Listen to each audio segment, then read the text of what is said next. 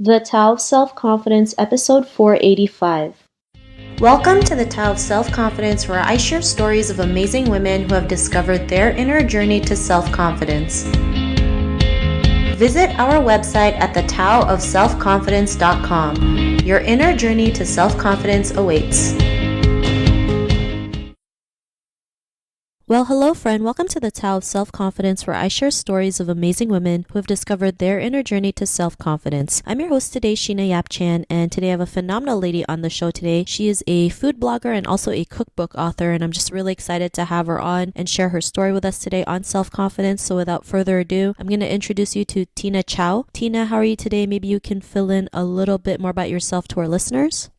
Hi, Sheena. I'm good. Thank you. Well, I call myself a food blogger now, but I really just started my journey to blogging from first trying to, eat a little healthier. And at the time when I was going through this, I had a difficult time cooking, fresh meals because I was both doing my MBA part-time and then also working full-time. So the only way that I could have done it was actually meal prepping ahead of time. And then I started just sharing my journey of eating better, sharing recipes. And then next thing you know, I gained now over about 180,000 followers on Instagram, and because of that there's a lot of opportunities that came my way in terms of the opportunity like writing a cookbook and tons of different features in magazines and so on. So really blessed with all the opportunities that came my way just from simply sharing my journey.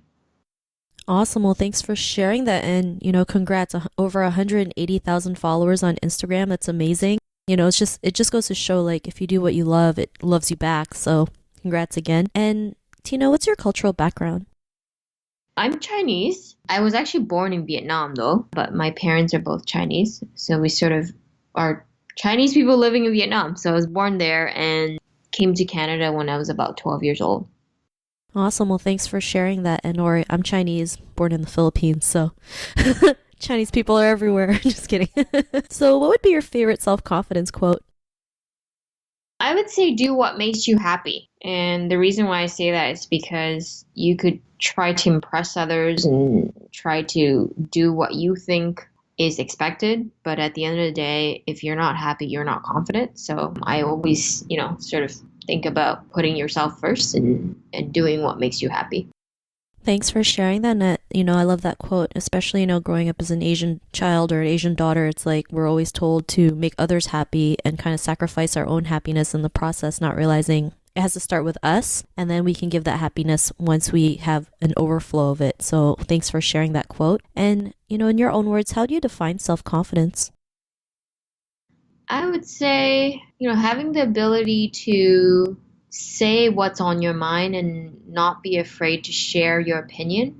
I think being a minority and also not only a female but also a minority in our society and our workplace is often, we're often not asked, or I shouldn't say not asked, but I think our opinions are valued and we bring a different perspective to many of the issues. And so if I say that self-confidence is not being afraid to speak your mind and basically stand for what you believe in.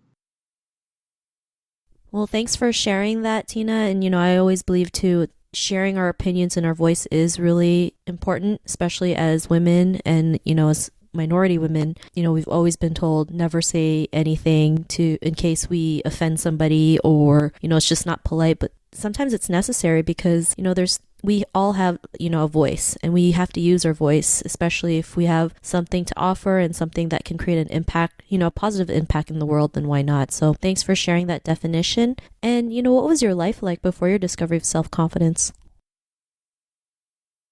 I would say growing up, you're sort of like, especially in an Asian household, like you said, you're sort of always told what you should do, what to do, never speak back, and so on. And I think through even my early years in my career, I didn't really speak much other than yes, I will do, and yes, sir type of attitude. And I think it was later in my leadership career, like my professional career, that I gained, like I think through experience too, that it's okay to speak up and it's okay to sort of share what your thoughts are and not be afraid that it will be penalized against you. And so I think it's through time and through experience of life that you're able to gain that confidence to be able to express yourself and be comfortable in your own skin, I think. Thanks for sharing that. And, was there a moment in your life when you realized you can go out there and, do some of the things that you're doing today, do some of the things that you love, like, especially starting this food blogging and becoming a cookbook author? What was that aha moment when you realized you had the ability to go out there and just take action? I guess through blogging, I mean, at first it was more of sharing what I was doing. And then when, I started getting a lot of responses from followers saying, and this may sound a little cheesy, but you've inspired me to be healthier, you've inspired me to eat better, and thank you so much for what you share. And when you keep getting these type of positive reinforcements from people that are loyal, your loyal followers, it sort of makes what I do on a regular basis so much more rewarding, and seeing the positive effects of what I'm doing it makes the extra work that I do on the side on top of my career really worth it. Thanks for sharing that. And I think that's great, having that positive reinforcement. I know there's days probably where you don't even feel like putting up a blog, but then when you see a message from your followers saying, thank you so much for sharing this, it's helped me a lot, in my own journey, it does make a big difference, because it's like you're doing something that's bigger than you, right? It's the greatest feeling, and it just, it makes you want to keep going, right? It's like, what else can you do? And, because of that, what's your life been like now? It's busy, but I try to balance everything. So I still work full time, and I work in the banking industry full time, and I do my blogging on the side still. And so, but it's rewarding. It keeps me on track. It almost keeps me accountable to what I do too. And because I have a lot of people waiting to see what I'm doing every week, it sort of keeps me accountable too. So it's busy, but I really, really love it. Awesome. Well, thanks for sharing that. And Tina, to the woman who's listening to your episode, she may be in her own journey of self-confidence. What would be that one tip you would give to her?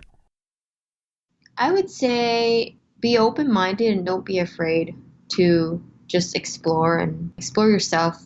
And I think I say that because I took my solo first trip when I was in my late 20s. And I think that's a little too late, because through a trip like that was when I was able to sort of find the comfort of being okay to do things alone. So I'd say be open-minded and be willing to explore. Thanks for sharing that. And those are great tips. And, I also believe traveling alone is the best way to find out more about yourself, right? And being able to, be okay with hanging out with your own company. Sometimes it might feel weird at first, but the more you do it, the easier it gets. So I really love the tips that you mentioned. And if our listeners wanted to get to know a little bit more about you and what you do, or check out your cookbook, or check out some of the cool meal preps that you've shared, is there any links or social media profiles we can connect with? Yeah, so you can find me on Instagram. I go by FitChecksCook on Instagram, and you can also find me on my blog, www.fitcheckscook.com. And my cookbook is available online on Amazon or at Indigo. Awesome. Well, thanks for sharing that. And to our listeners, if you want to connect with Tina or check out her cookbook, you can also head on over to the towofselfconfidence.com and search for Tina's name. Her show notes will pop up along with everything else that we talked about. And I just really want to thank Tina today for taking the time to share her story and tips with us on self-confidence. So thank you so much, Tina. Thanks, Sheena. Not a problem. It was really great having you on the show. And to our listeners, be on the lookout for another new episode of another amazing woman's journey to self-confidence. And we'll talk to you soon. Bye for now. Thank you for tuning in to another amazing episode of the Chow of Self-Confidence. Want to learn how you can use podcasting to market your business? Download your free report by visiting our website at thetowofselfconfidence.com. Your inner journey to self-confidence awaits.